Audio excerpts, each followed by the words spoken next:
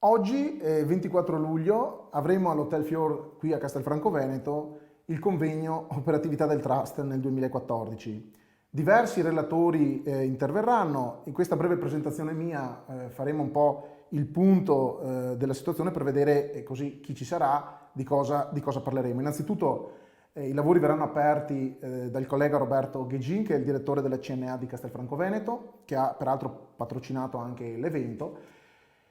E sarà compito suo poi così fare una breve appunto introduzione all'evento e presentare i relatori. Il primo intervento di tipo tecnico spetterà a Sergio Pellegrino, famoso, noto relatore di Euroconference e direttore di EC News, il quale illustrerà sommariamente i temi, per così dire, civilistici del trust, quindi le figure del disponente, del trustee, del guardiano, dei beneficiari e il recepimento in Italia della Convenzione dell'AIA. Poi il mio breve intervento in materia fiscale, fiscalità diretta ed indiretta del trust. Dopo questa prima fase entreremo nel vivo del convegno con interventi di tipo ancora più tecnico. Il collega e carissimo amico Michele Sonda, esperto di contenzioso, approccerà il tema delle imposte ipocatastali nel trust quando vengono inseriti appunto beni immobili. Tema particolarmente spinoso perché c'è una chiara divergenza di vedute tra la giurisprudenza e l'amministrazione finanziaria.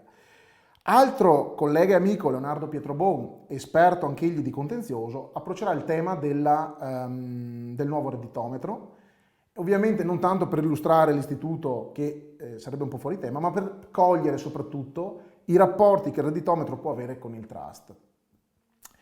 Poi un coach, il collega Marco Randazzo di Parma, un business coach che farà un breve intervallo dove illustrerà le opportunità che i professionisti hanno nel proporre il trust alla propria clientela e quindi anche così un approccio diverso da quelli puramente tecnici, ma sicuramente di grande interesse.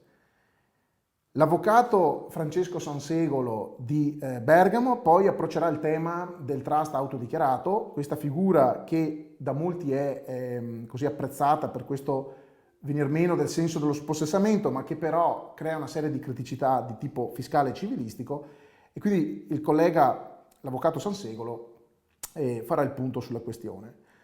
Segue poi il collega Stefano Curzio di Trento, che approccerà il tema del trust nel passaggio generazionale delle farmacie. Molti vedono la cosa come una questione sdoganata, il collega Curzio evidenzierà taluni profili di criticità. Poi una figura diversa dalle altre, Stefano Bardin, promotore finanziario, approccerà il tema della gestione del portafoglio all'interno di un trust.